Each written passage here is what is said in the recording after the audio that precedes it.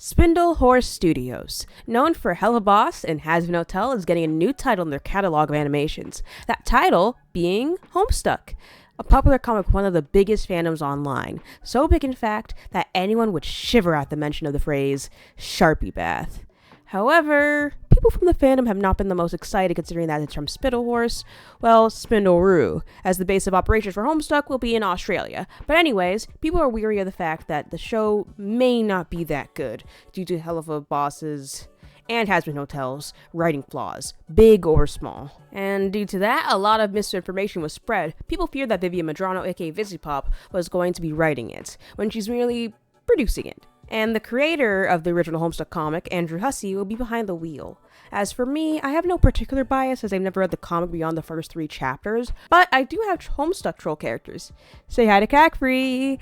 I do have diehard Homestuck friends, though, who will be giving their opinion about this. And one who has read all the pages too. But nonetheless, let's get into it. After finally watching it, I was honestly surprised, as a Has Been and Helluva Boss fan, alongside others, were fairly fatigued from the poor writing choices and decisions, making it a more aggravating watch. Hence why people who are into Homestuck were really worried about it. When me and my friends were watching it, we both had skepticism, but it was honestly refreshing to see. The animation, as per usual expected of Spindle Horse or Spindle-Roo, is top tier. But at the cake fight scene with John and his dad, it reminded me of those old Sans cartoons I saw as a kid. Not a bad thing, it's a compliment really, and considering, well, Toby Fox is involved here, he's voicing John. The characters are charming, albeit Dave, in my opinion, the voice when it comes to only, and I mean only, on his swearing feels really forced. Some of the lines are fine, but it just feels out of place sometimes. Granted, these kids are in the early 2000s, which one of my friends brought up. I simply wish for a more, natural flow. The style feels very Homestuck-ish, it's very fitting in the style. It's not the style of Hive Swap, which has a more detailed style. It's more cartoony and carefree, it's loose and easy to get into. It was also somewhat comprehensible to understand, even for someone who is not entirely into it. It's nice seeing all the characters you occasionally see online actually come onto the animated screen.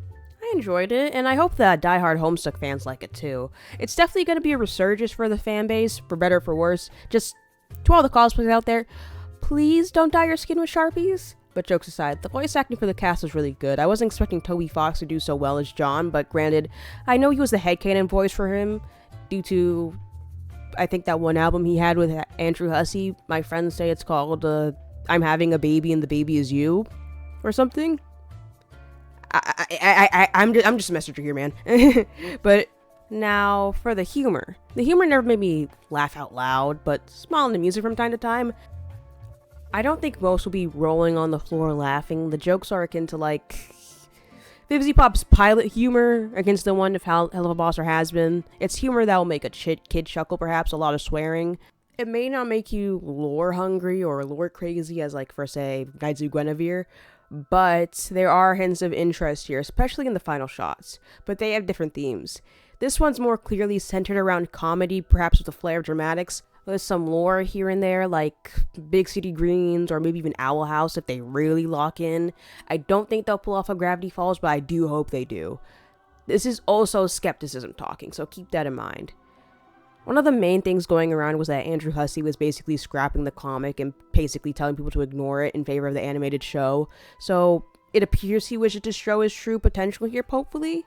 Albeit the pacing isn't any supersonic speed, it still feels fast. Granted, it's an 11-minute pilot, so what can you do really? Albeit, it does raise a few red flags, as Vizipop is only producing it, but it feels like her presence is here for sure.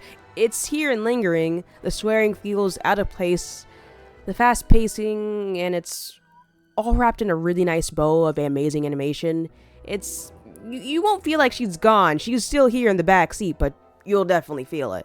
But if her present isn't bad for you, then you'll enjoy it. My friend also said it was very on the nose with the foreshadowing, and apparently I made a misspelling of Jade Harley as Jade and Harley, then following up with Jade Harley is 2 separate people apparently. And they were silent and were like, oh, buddy, you don't even know. But anyways, what they do with the capture log is really creative. But I honestly still have no idea what it is, really. What I'm assuming it's like a video game inventory system. That's what I got from it. Like if they have the Minecraft Steve bag on them. But with the video game theme, it fits. It's pretty good. The narrator also reminds me of like Sandy Parable. It also reminds me of the same Minecraft narrator you get when you first click on Java, and it's like a narrator talking about everything that's on the screen right in front of you, because Dave's like, oh, look, you can turn it off. I'm like, oh, okay. Also, is it hinted that both Rose and John have a crush on Dave? Because that's what it felt like. I do wish that we got to see more of Jade Harley akin to how we saw Rose, because we only got like 1 or 2 shots with her full body beyond the headshot chibi. The backgrounds in this animation feel really fitting to the style, and it's surrealist humor? Is that what you call it? It has a plentiful references and nods to the comic. You can see a plentiful shots and sprites in the pilot, like on the computer screens here and there. They also use the font from the comic as well. It's really nice. I always enjoy adaptations that embrace the original rather than diss it. I think one other thing that's really cool about it that made me and my friends happy to see was the end primarily. Not only a glimpse into the future for the series, but also a look into what the trolls will look like. Albeit, I know that it's based on the comic fully, but I do wish there was some body variation, like in Hive Swap. We don't need anything massively crazy, like I don't want Karkat to have a ripping six-pack, but just some. Maybe just a little crumb of it, you know? Granted, it's understandable why they didn't, but a person can wish anyways. I do wonder if they may cross over with the game at some point, here or there, maybe like references to it. Anyways, here are the reviews from my more hardcore Homestuck friends. Take it away, my friendlings. My thoughts in a nutshell. Love the last sequence, too much swearing in my opinion, too fast, but oh well, what can be done in an 11-minute pilot, Lamo. Dad has aura. The only thing I'm actually disappointed about is that they made Dave not nonchalant.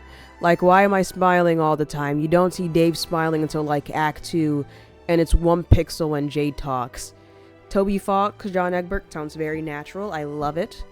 That was unironically kind of peak. Guy and Aradia mentioned. Woohoo! Yaha! Yippee! Aradia! The real-life Gamzee Makar and Dirk Strider say the pilot was peak. And lastly, my goat Twigs kids. Dear YouTube, I was pleasantly surprised with the animation. Not only is it visually stunning, but the style they chose fits the original media really well. The voice actors they casted for the role of the beta kids felt pretty natural. A bit of the cussing felt forced, but otherwise is very small in terms of overall quality. Going in, I was honestly worried. I wasn't sure how good something that seemed difficult to adapt to an animated and linear format would perform. However, I was immediately blown away by the creative take on the catalog and the Pester Chum system, as well as the dynamic usage of strife scenes. If there's going to be more, I'm going to be so excited for more to come, especially since the trolls were teased at the last end of it.